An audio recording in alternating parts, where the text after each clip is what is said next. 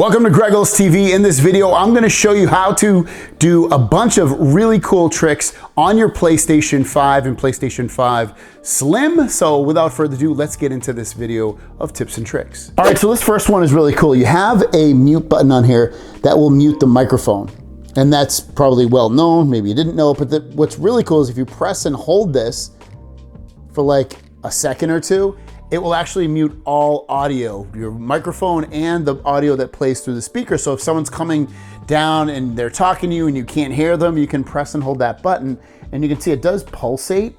And then when you want it to go off, all you gotta do is just press it once and all your volumes will come right back and be unmuted. Now, before we get into the next tip or trick, I did wanna let you know that if you have a PlayStation 5, have it be the original PlayStation 5 or the PlayStation 5 Slim, you can cover it with Akko. Now, if you sign up for their Akko plan, that will cover you with one phone and up to 25 other electronic devices. Any device is covered, have it be new or used. Full damage and theft protection, so if you break it or it gets stolen, you're protected. Easy and same day repairs. Unlimited claims, electronic claim payouts. If you break the screen on your phone, it's only 29 bucks, and all other deductibles are only 99 bucks. So, you know, PlayStation 5s can get pretty expensive, and to have it covered if it breaks or gets stolen and have that peace of mind is pretty irreplaceable. So click the link in the description down below and you get one free month plus $50 off your first deductible.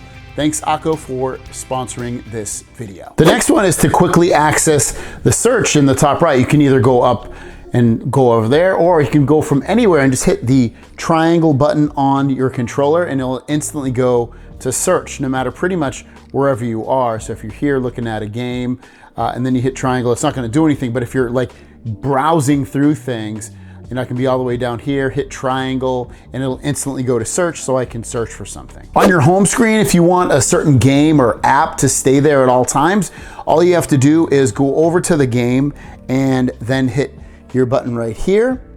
And when you press that, all you do is hit keep in home, and that will always stay in home no matter what. Like for me, I know I like to play Fortnite, so I'll hit that start button on the controller, go to keep in home, and it will stay there at that point no matter what, which is a great little shortcut feature. And this next one will stop the beeping sound. When you press the power button on the PlayStation 5, you have that beeping sound, so you can actually turn that off or lower it.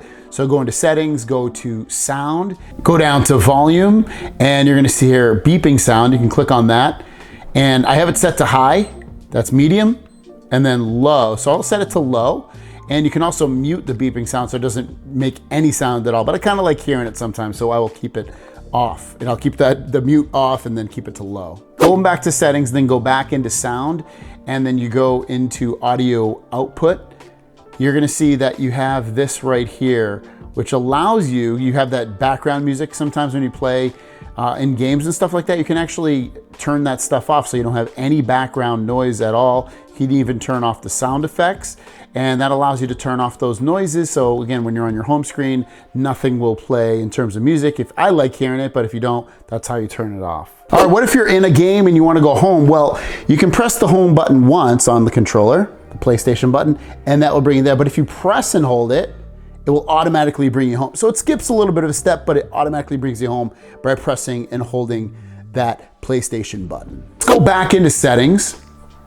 And then you wanna go into where it says saved game data and app settings, go in there.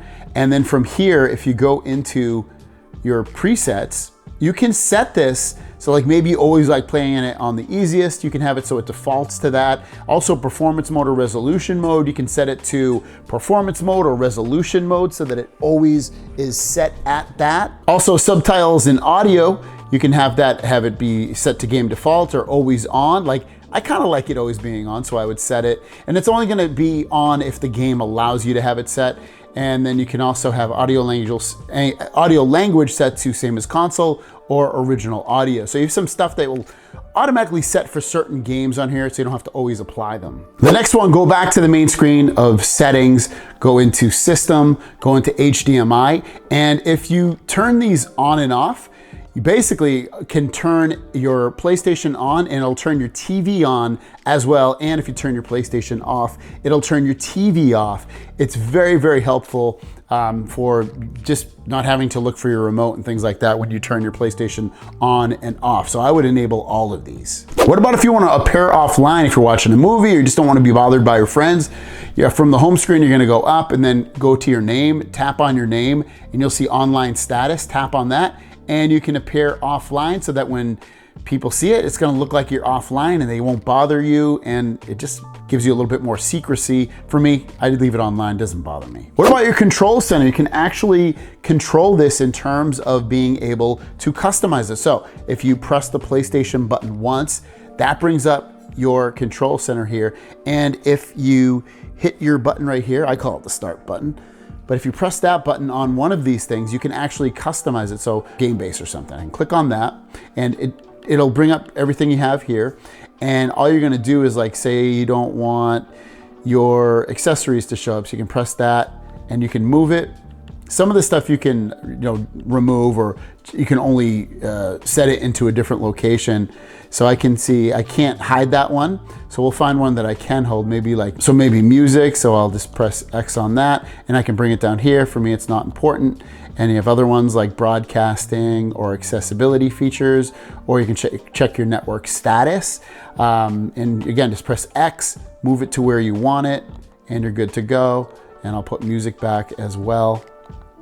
And then when you're done, all you're gonna do is just hit the circle button. And now when I have my control bar up again, you can see that I have my network up here. So I can tap on that, for instance, and it tells me it's connected. My music is still there, so I can tap on that and go into or download Apple Music or Spotify.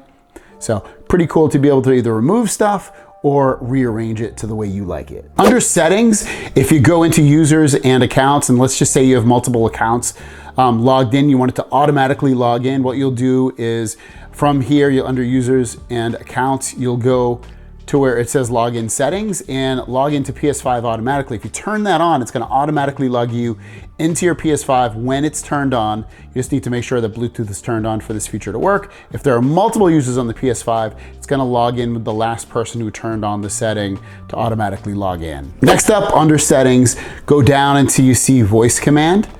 And this is where you can turn on and off your voice commands. That's where you're gonna be able to say, hey, PlayStation, and you can turn that on or off right here. You have your voice commands to be able to do that.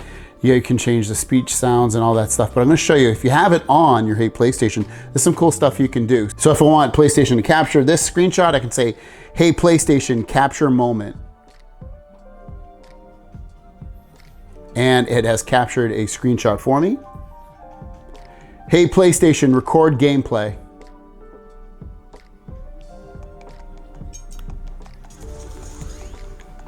Hey PlayStation, stop.